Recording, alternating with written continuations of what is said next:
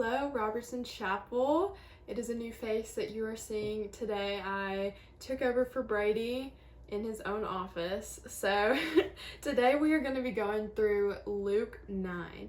And there is a lot going on in this chapter. So many different things that I could touch on, but I really want to keep it simple with just a few things. So starting in the beginning of the chapter, we see Jesus as he is about to send his disciples out. And this is what he tells them. He says, "Take nothing for your journey, no staff, nor bag, nor bread, nor money, and do not have more than 2 tunics. And whatever house you enter, stay there, and from there depart.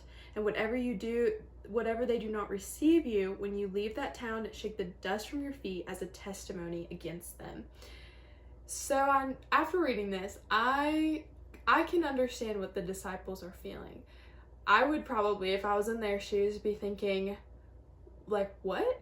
That's not practical. That's not very smart for us to not take anything on our journey. Like, what if something happens? What if this? What if we need money for this? Or, what if something happens? And I can probably sense just a little bit of unsettledness in them. But that is the whole point. Jesus is saying, I need you to just take a leap of faith. Truly trust me that you have been called and that you need to have faith that I'm going to provide for you. And we see that they are provided for. They are always provided for because they have faith in Jesus.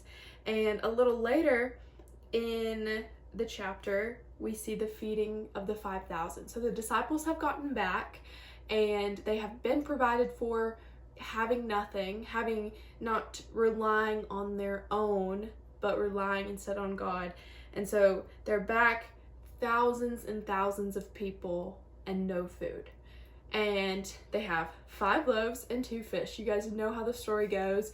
And the disciples are questioning, what are you going to do with that? That's not going to feed these, 10,000 people or however many people there were. And we see immediately as they've gotten back, after they've been provided for, they start to question, they start to doubt, and they don't think that Jesus can do anything in this situation. And we see that Jesus can do something, and he did do something, and he fed the people in abundance. And they had so much that they had so much leftovers. Everyone was full.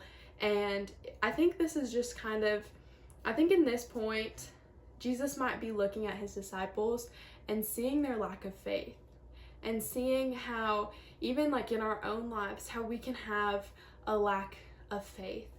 And so really what I want you guys to get from this today is, if you remember back when Brady was talking in Matthew 6 and in Matthew 10, I believe, where it talks about a blade of grass being kept alive and being, provided for. And then I think in Matthew 10, a sparrow is being provided for, and it has everything we need. So how much more important that we are provided for and that all of our needs are met.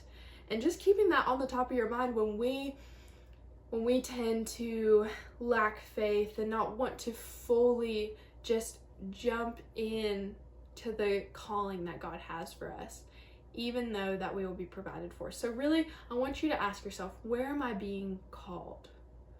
It might be a life change. It might be this huge life event, or it might be just something simple. Where are you being called this week? Where are you being called this month? Where are you being called? Because I know one thing for certain, that if you are being called, that God is going to provide. And in every situation we see in the Bible, I have seen in my own life, anytime God is calling you, he is going to provide. And so I want you to really just hold on to that today. And I pray that if you are feeling doubts, if you're feeling lack of faith, that you can just take that leap, you can take that jump and step out in faith, because if you are called, you are provided for. Y'all have a great rest of your day.